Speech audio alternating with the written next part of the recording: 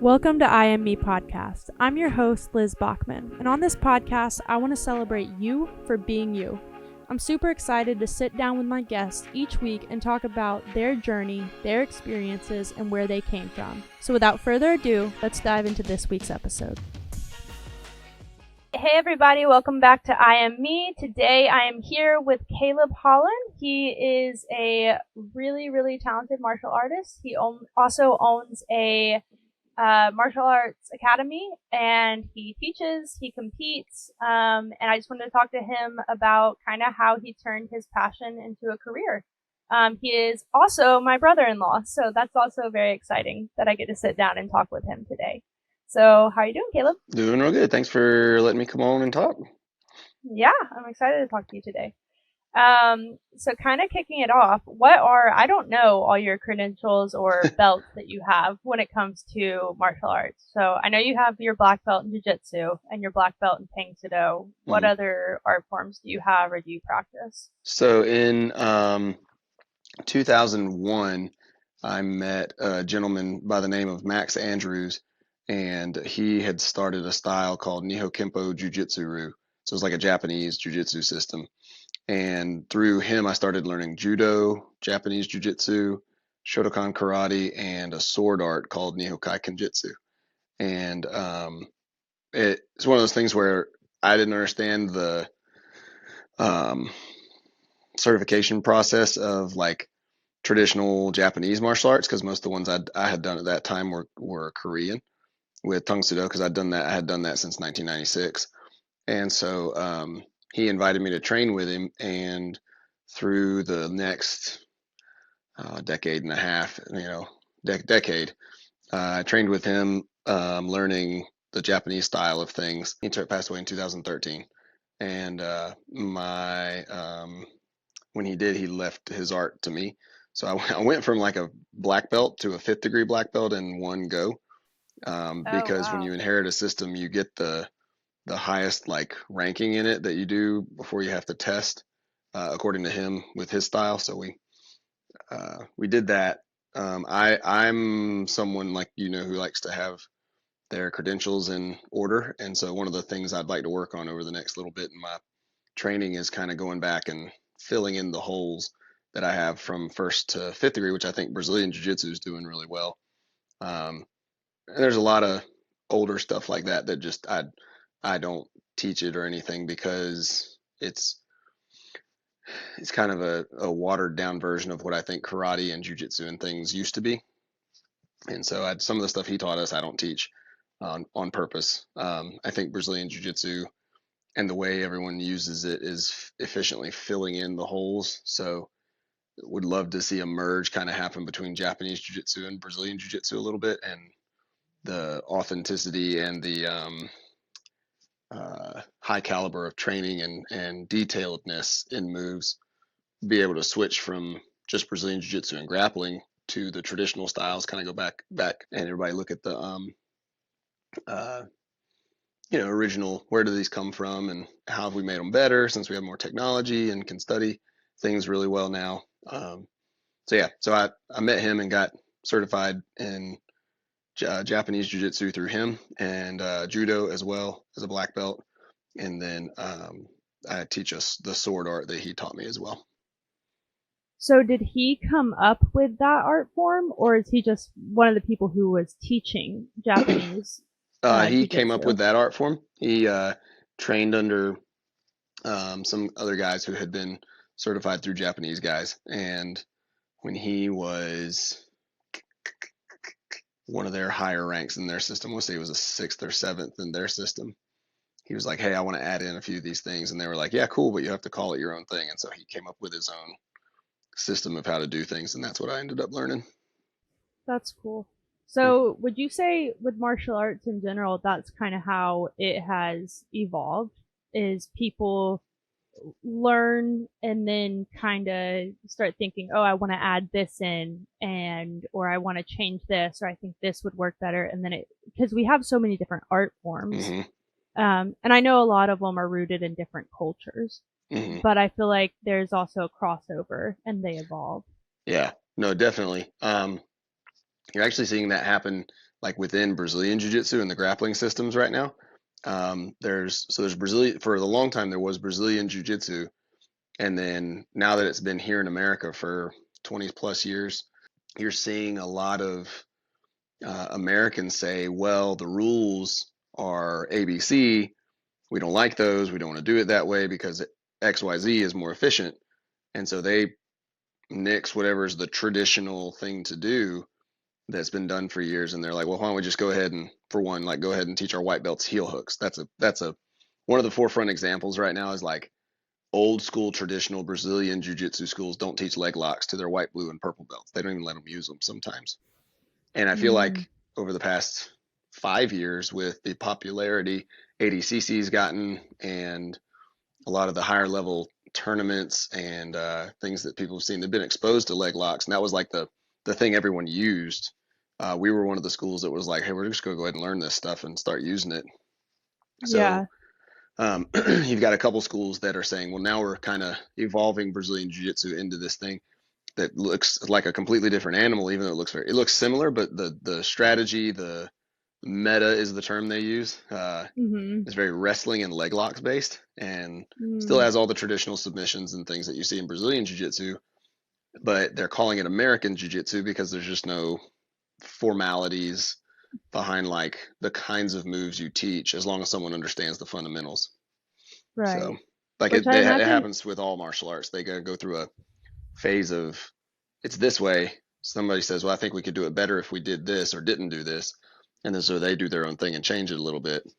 And that just naturally happens. well, I imagine martial arts is a hard thing. It's a sport, but it's probably a hard thing to evolve because it's also rooted so deeply in people's cultures.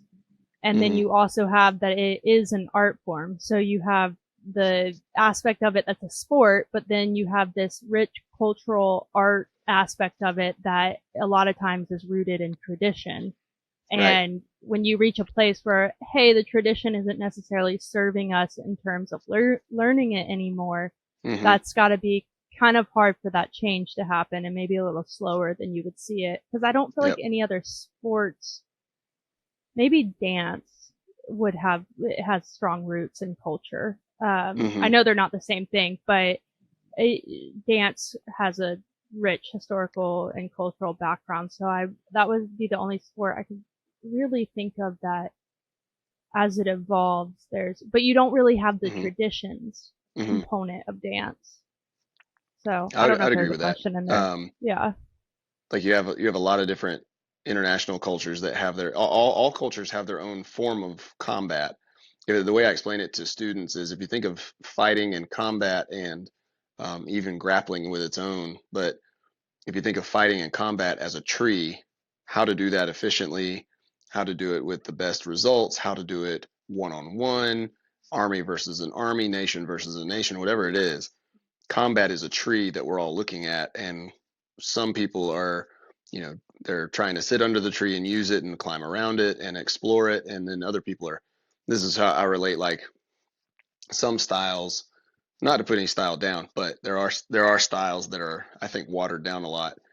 I'm not going to name any because there's plenty of people I respect who train them, and I don't want to put them down. But Right. Yeah. there's styles that Understandable. I believe are really far away from the tree, looking at it with a pair of binoculars, and like, oh, I think Okay. that's an oak tree. Oh no, it looks like a pine tree. Oh, it's a tree. We understand it's a tree. Like a punch to the face is a punch to the face. But then we could use boxing as an example. There's boxing schools where it's like people are doing that and they're looking at it from a long distance. They think they know that it's a tree. And then there's people who are climbing up in the tree and they're like, no, this is a red oak tree, and this red oak tree produces, whatever fruit it produces. So you could look at martial arts as kind of individual trees like that. And then it's kind of on the teacher, it's on the culture, it's also on the students to determine how far away they are from the tree and whether they're in the tree kind of climbing around in it and exploring it. I don't like martial arts theory. I like, hey, I'm 180 pounds. This worked on a guy who's 300 pounds. I'm gonna teach it to everybody, or I like, Right. I fought a guy, and I used this combination of techniques, and it led to a knockout. Cool, let's drill that combination of techniques. So there's experience there that needs to happen, but there's also the training of movements that if you take it too far into theoretically this could happen, sometimes I think people drift too far away from the tree to do that. And it's I don't like teaching that way. And I know a lot of people who base their whole curriculum on that, and that I don't think that's right.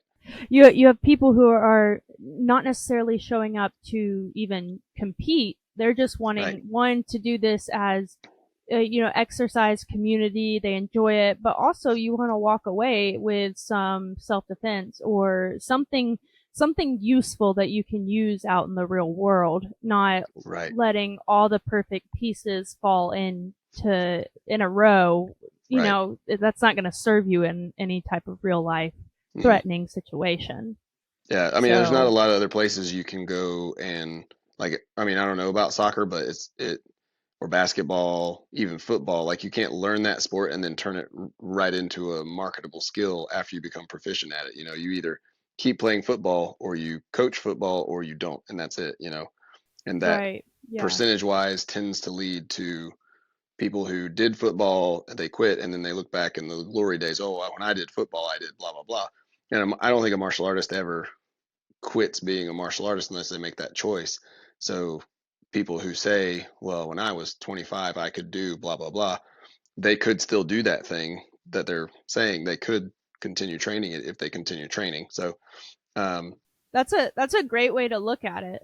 well, and there's different people who have different goals with it, like you were saying, and I think it depends on the person and whether they want to compete or they want to just get in shape. But they all come away with that marketable skill of being able to, if taught right, adequately defend themselves and then teach others if they want to how to do that, or they can just keep it to themselves and be that guy that or girl that everybody kind of relies on for protection somewhat, and just gain confidence and give confidence to others. So you primarily, if you compete, you do jujitsu now, right? You don't do Tang Sudo. Yeah, I'm getting ready to test in October for my next level in Tang Soo, and our Nick and my our coach is his name's Dave. He's making us actually do a masters tournament, which it'll be the first time I've done a Tang Soo competition to like actually try to win uh, since 2004, because Oh wow. that was the last competition I did. I won the association we were with at the time back then. I was a third degree. I won the national championship in that organization back then. Um, it was like you go compete in 4 events, you accumulate points through those events. They add them all together. Whoever has the most wins, type of thing. So yeah, that was my last like serious Tung Soo tournament where I was doing my forms and sparring and stuff every day, all day, like I do jujitsu now. And so yeah, jujitsu kind Right. of filled that void, um, and I love it. I love jujitsu. It's a it's a healthy mentally and physically healthy martial art. It's really really good. Yeah. There's so many things around jujitsu that well, Brazilian jiu-jitsu. Like I was looking up, I was getting into breath work, and I think I Hmm. told you this, and the first thing that came up in regards to breath work was breath work in relation to BJJ, like in Yep. order to, and it was just a YouTube video, but it was the first thing that came up about it, and then the guy was just talking about how BJJ and breathwork, how they work so well together and how they're Hmm. so important. But it's a great, if you're trying to get into breathwork, it's a great sport to get into to also learn how to use like Yeah. breathwork. And so I thought that was interesting. That was one of the first things that kind of came up. Yeah. It's because it involves so many. This is something that Jance was telling me, because it involves so many different kinds of energy systems. If you don't learn the aspect of breathing, if you don't get that down in the first little bit, then you're just always tired during your rounds. Mm-hmm. And so that's why it is so important to learn how to breathe. But it also it's the same in relating to like how to calm yourself down when a stressful situation is going on and how to breathe through that. It's the same. Like Mm-hmm. identical as far as I know. So martial artists, um, Hmm. you see, so in terms of becoming a professional in this sport, can people really make a living off of it as a professional? Because you have UFC fighters or boxers where there is a level where you're starting to make money off of your Hmm. competition. Hmm. Whereas with not just Brazilian Jiu Jitsu, I would say martial arts in general, just different forms in terms of Tang judo, any ones that I can like think of off the top of my head. I don't feel like you see people necessarily making a living from just being, the winner of their Right. tournament. Right. So how do people, like, so you created your own business, Right. and you teach it, and then you also still compete and your students compete and stuff like that. So is there, I guess, a level of success that one could achieve as a professional in competition where they would be able to support themselves, or is there always something else you kind of have to do to supplement that? I think it's a little bit of both, or a lot, Mm-hmm. it's actually a lot of both.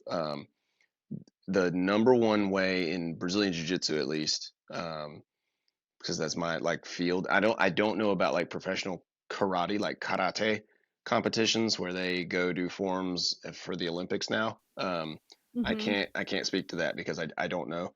As far as like sponsorships and stuff, I'm sure they get plenty of sponsorships because karate and taekwondo, Muay Thai, boxing, and judo are all Olympic sports. So if somebody's good and they can get enough sponsorships, then yeah, they can live off that. They can live off competition. Brazilian Jiu Jitsu is nowhere near that right now. The highest paid um, professional competitor is Gordon Ryan, and he just competes. He trains at an academy that somebody else owns and runs, but he competes and makes money through competition. Um, but there's not a lot of competitions that pay enough to like make it like they're not getting paid millions of dollars like a boxer, right? Um, Right, right. but there's enough money in teaching it that most what happens with most jujitsu guys is they either teach on a online digital platform like BJJ Fanatics or something, um, and that supplements or makes a lot of the money for them. And the greater level of competition that they go to and compete in, the more notoriety and the more popularity they gain. So they like he's known as the number one. He's like for us in jiu-jitsu, a lot of people kind of look at him as the Michael Jordan of Brazilian jiu-jitsu.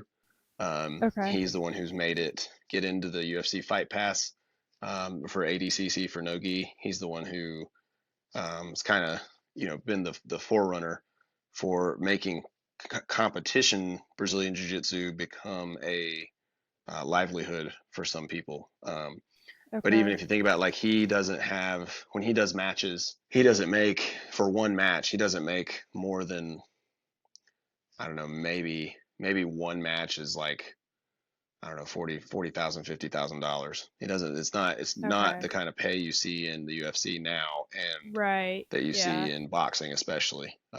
Boxers are paid, like high level boxers are paid very, very well for their competition without having to go teach. So what most people do is they do what I've done, where they open a school, they gain enough students to make a living from it, and then that's their way to keep training so that one day they can compete at a high level and have those other subsidiary areas of income if that's the goal.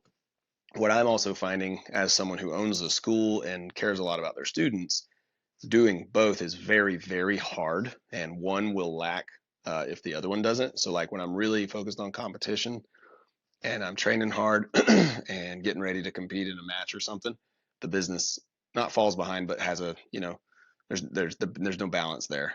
You only have so much energy and attention that you can commit in a 24-hour day, you know. Right, exactly. So if there's a focus on one, then the other one's going to fall behind a little bit. Like our business is doing really good right now. Competition wise, I would love to step into a competition right now, but I physically would make it through like one or two matches where I could have 5 or 10 matches in a day, maybe more, and would need to be in shape for that. I mean, I say that I'd probably do okay, and I would still do it, but it's just not where the standard I hold for myself. Mhm. I don't feel like I'm prepared enough to do a competition. I've got plenty of other friends who'd be like, "Oh, you're good enough. You could just go in and compete." But I'm for where I want to be before I compete and the preparation I want to put myself through. I'm just not there because we've been focusing on the business. but that's so that there can be a better balance between family, business, competition, and not having one wax or wane when the others are more important, you know. I think also it's important to recognize that there are ways for you to pursue your passion that don't, because you could have easily said, gone and got a different job, didn't Hmm. create your own company, and maybe use that job to try and support paying you to go and compete if that's what you want to do. But I think there's Right. something for to be said for the fact that you loved this sport. Both Tang BJJ, Brazilian Jiu Jitsu, those are kind of your two primary, and you loved it to a point that you created a business to keep you around your passion. Hmm. And I mean, and then I also, the community that you built, which kind of is perfect in regards to my next question. Um, how did creating your business come about for you? When did you make that decision? Hey, I want to branch out on my own and Yeah. create my own community. No, I've always wanted to do martial arts. My goal would be by the time I'm in my 40s or 50s to be known as one of the best martial artists or most well-rounded martial artists in the world. Um, just because of what all I have been exposed to and done. And the biggest thing about all martial artists, if they keep the attitude of being a student at all times, and they can go anywhere they want to go. Like I think that's one key thing that martial arts teaches that a lot of other things don't.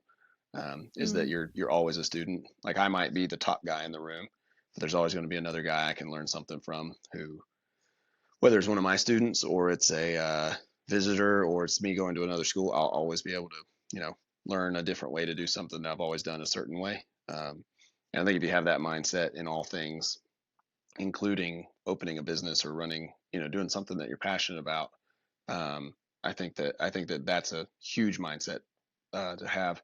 We in July of 2014, we started, or I started Caleb's Martial Arts and Fitness LLC, and then we morphed it to doing business as Iron Wolf Academy.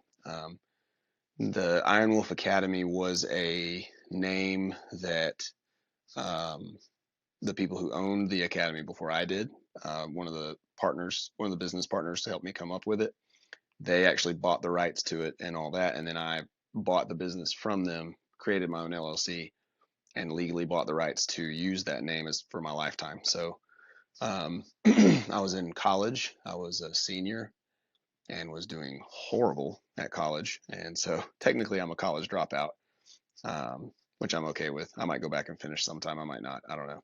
I really right. like what I do. So Well, you're very successful. I would consider you very successful.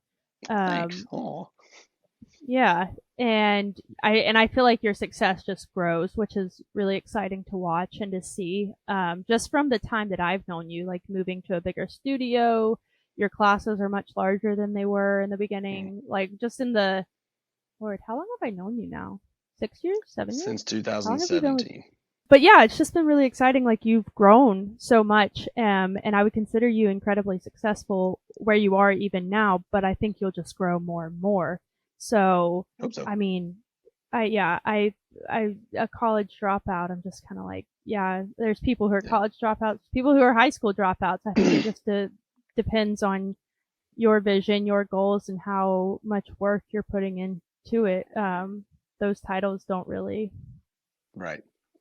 necessarily guarantee you anything in Right. life. Well, I say it jokingly because I mean, college for some people is very much needed for their field, and other people, like, I don't want a Hmm. doctor that hasn't gone to college to do work on me. But, Yeah, that's for sure.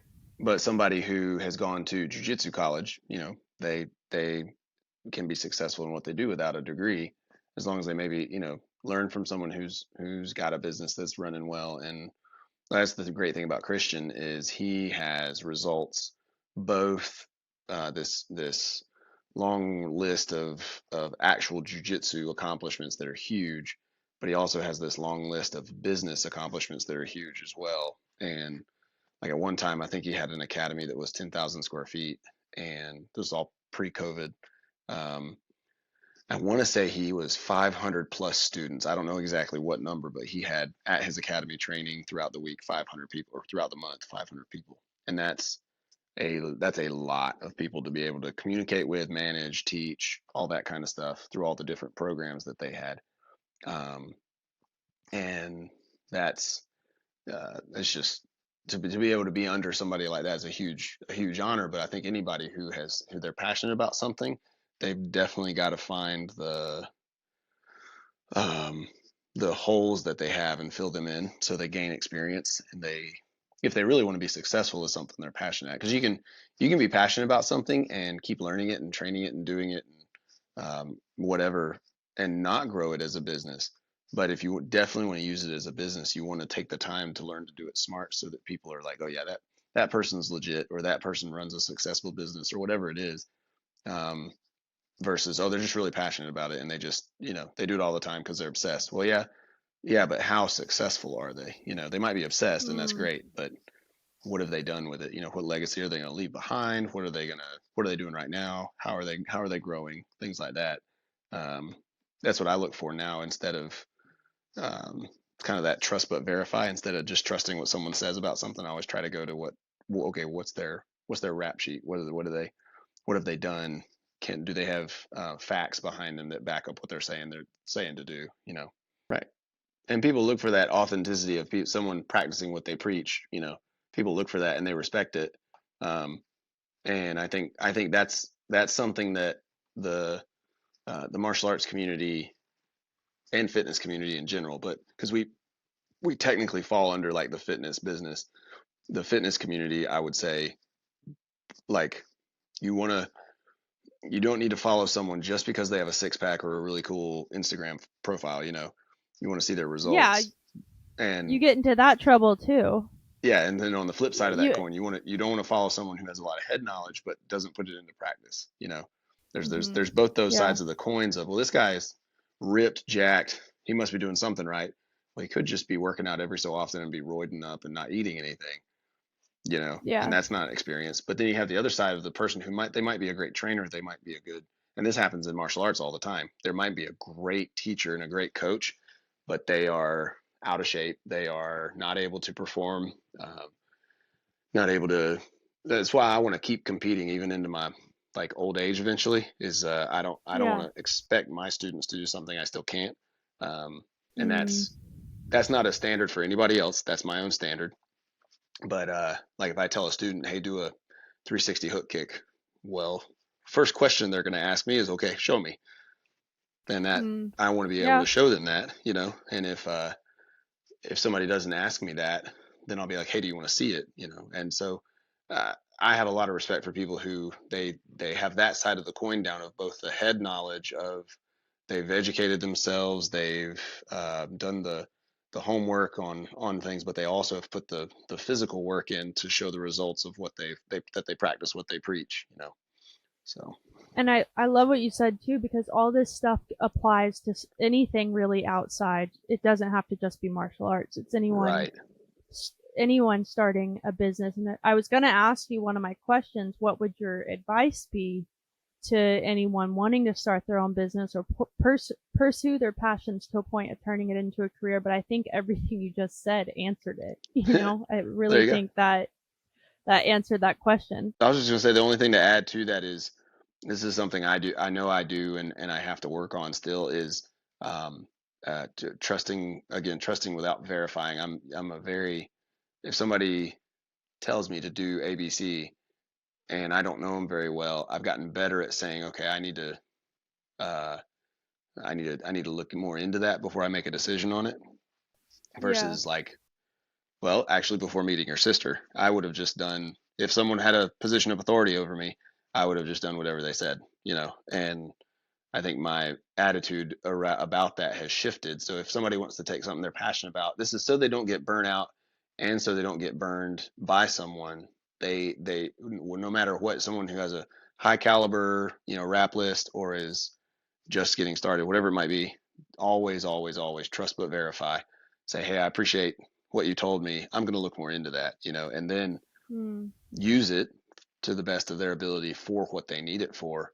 And if it's seriously not something they should do, then they need to be able to say, no, I'm not going to do that.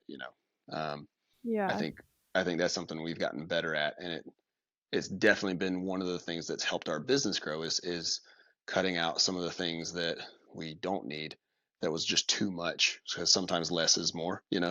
Um, and so, Yeah. yeah, it's been, that's one other thing I think to add on to that with what I said previously is make sure no matter who tells you to do something, like how to run your business or anything, always trust but verify, and then come back to, is this really what I want to do and how I want to do it? And if it's not, then just don't do it. Do it the way you want to. Right. And I think it's so interesting too that sometimes, well, first let me say my sister Jordan, who Caleb was mentioning, his wife, who he mentioned a second ago, she's got a great bullshit detector, Hmm. and it's something that that did not, I don't know where that came from for Joe, but it did not get poured into my gene cup or whatever. I don't know if it was through her life experience or um but I'm glad that that's rubbed off on you, because I really think it is such a great thing. Jordan is just so good about, this She doesn't is. work for me. So why am I going to do that? Why Yep. why would I do that? Whereas I get so concerned with making sure the other person is happy. And Hmm. so I'm grateful that that's rubbed off for you, because I definitely think, and she does it with a level of grace and class that it's Right. not that she doesn't care about people, but Right. it's that she also really recognizes her own values and self worth and isn't going to sacrifice Right. those to make somebody else happy. Hmm. And so, which is something I'm working on. But I'm glad to hear that that sounds like that's rubbed off on you through It dating has. her and now being married to her, because Oh I feel yeah, like it's a good definitely has. skill. I think most of the big changes we made in the business, she told me I should make those changes in the business, and then a coach would tell me, "Hey, you should make these changes," and I'd tell her, "Hey, Christian said we should do this," and she's like, "I told you you should do that 3 months ago," or "I told you you should do that a month ago." It's like, yeah, yeah, and I should have listened, and I didn't. I have to apologize about it, because she is forward thinking, and like you said, has a BS detector that is a very high level BS detector. So, Yes, but very you're right. good. She does it with grace, and she does it with kindness, and or she does it with firmness that a lot of the world needs, of just saying, "We're not Yeah, doing that. Sorry." Snip. So, yeah, she's great at. Yeah, it's something I'm low key envious of. That I try to watch her, and she's like, why don't you just not do that? Like, you don't want to do that, or just send the text. And I also, normally around dating or something, I'll like, you were in the yeah. car that one time where I was trying to like make this super nice text, and she's Uh-huh. like, just tell them you don't want to see them again. Right. Right. Um, but anyway, but what I was going to say is, in regards to everything you were talking about with business, is when you said if somebody gives you advice and it did work for them, but you look at it and you're like, no, I don't want to do that. That's the other thing is, one, the trust and verify what they've said, verify that they can back up what they're telling you to do, but also Right. recognize that what worked for them might not work for you, and Right. that's okay. Exactly. I mean, that goes into martial arts again. Like, there's moves that I don't do that my coach does beautifully, because I just don't do them. And then in some moves he does, and I'm like, wow, I think I could actually take that and do it better than you. And he's like, Mm-hmm. go for it. I think that's one of the greatest things about Brazilian Jiu-Jitsu, is it can become a very personable martial art, where you don't have to do everything. My job as a coach is to teach everything, and then be honest with my students and say, hey, when I'm rolling with you guys, I'm not going to do it this way, but this is a way that I think would work. And if you like it, cool, use it. If you don't like it, cool, don't use it. And just to be authentic and say it that way, which a lot of coaches in martial arts, all martial arts, don't do that. They're like, this is a front kick. You always do the front kick this way. You always do the punch this way. Blah blah blah. And it's like, yeah, you should, because there are principles there that everyone needs to follow. But even in a Yeah. punch, where there's a lot of uniformity and a lot of people doing it the same way, every person's body's built different. So even down to like range and timing, it could be millimeters or centimeters off. My punch compared to your punch, my punch compared to Jordan's, my punch compared to Muhammad Ali's, or somebody who's a lot taller or a lot shorter. Their punch, the range even in punches can be personal, and the timing and how they execute it can be personal.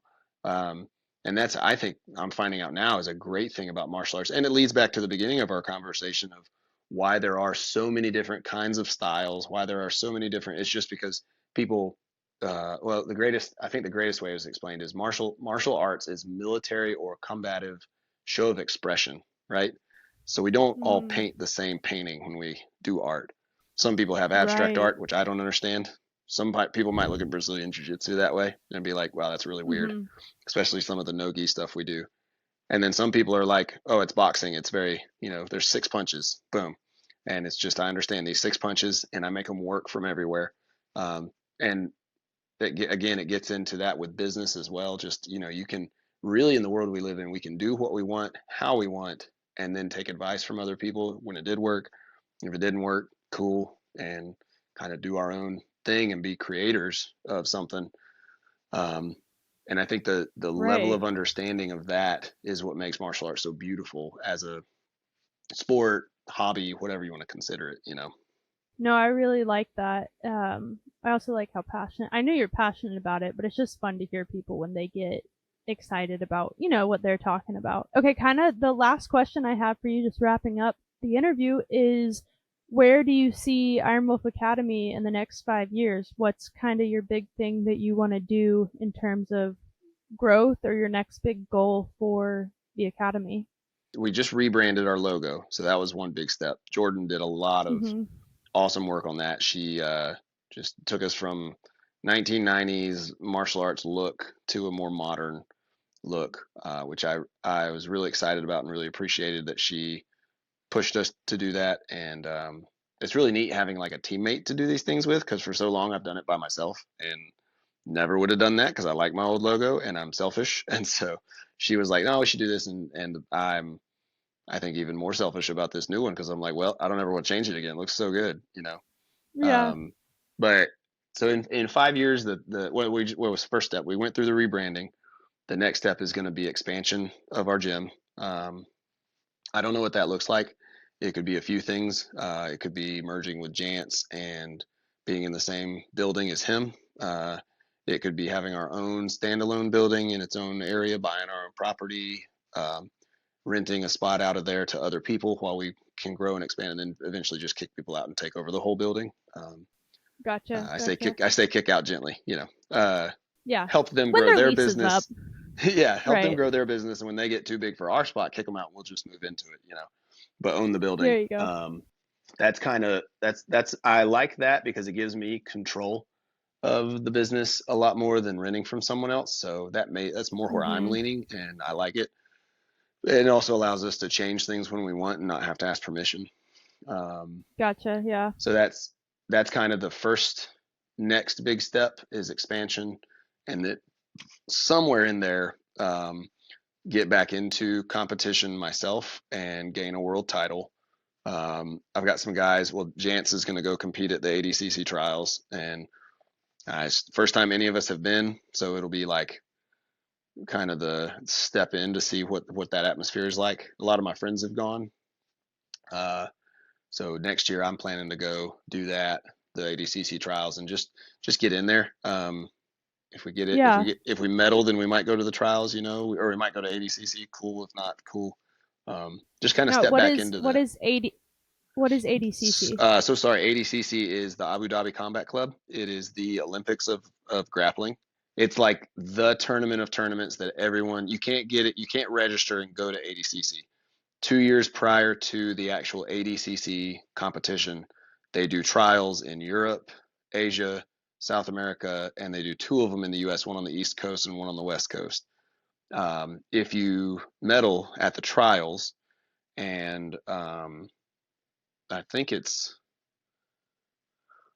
may be just the gold medalist. I can't remember. I need to look this up and make sure I have it down. But I know if you win at trials, you get invited to go to ADCC and compete.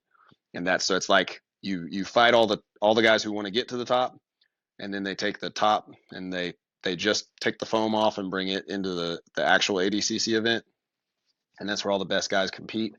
And then they have like a bunch of super fights in certain weight classes, and then they have a big super fight of the absolute. So right now, Gordon Ryan's the guy who won last year or 2 years ago, um, and he How beat often is it? Andre Galvao. It's every 2 years. So it's where like so the IBJJF, which is the International Brazilian Jiu-Jitsu Federation, their tournaments. If we go to the World Championships this year, next year I would have to compete again to keep my world title, right?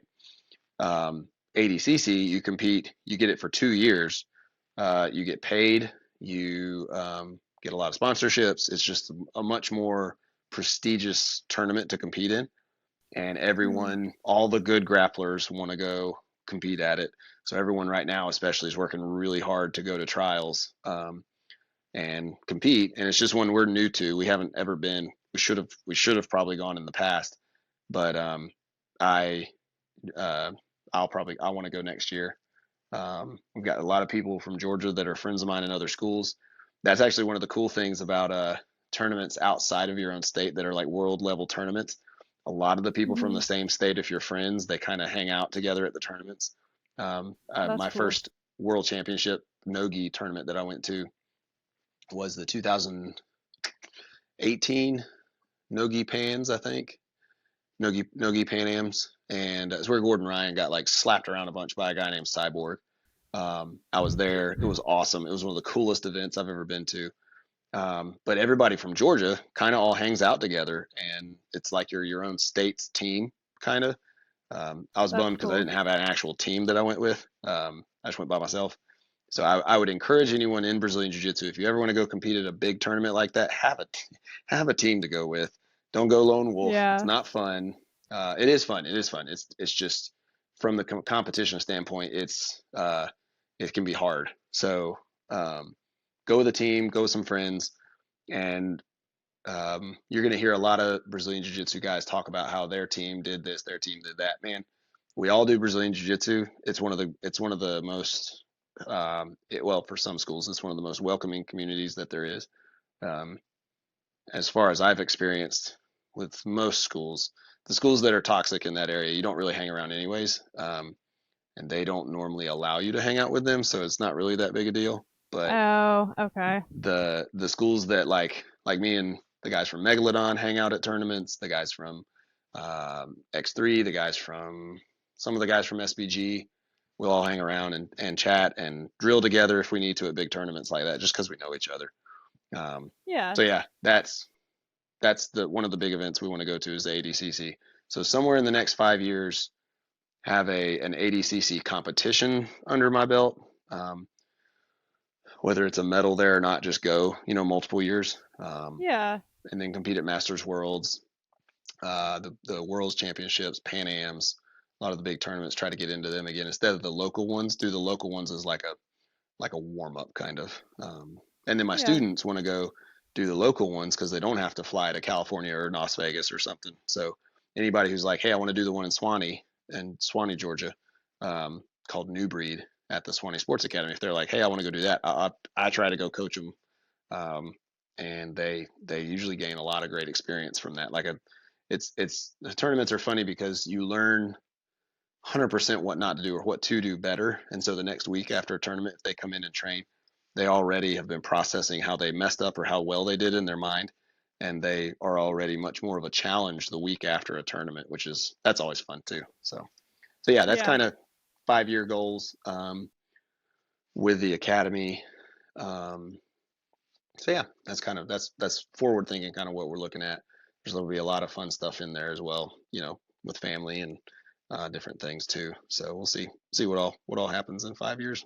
Well, thank you so much, Caleb. I had such a good time talking to you today. I will mention Jance. Me and Caleb talked about him a few times. He is our trainer. And then he also takes jujitsu from Caleb. See Right. if I can get him on here to talk to him on IME also, because he's a business owner as well. Really cool guy. Anyway, yeah, thank you so much. Thank you everyone for listening. I hope some people took something away from this. They enjoyed it. They learned something maybe they didn't know. If you can rate and review this podcast, I would really appreciate it. Helps me keep doing what I am doing. And thank you again, Caleb. It meant a lot to sit down and talk to you. Yeah. And everybody else, I will see you in the next one.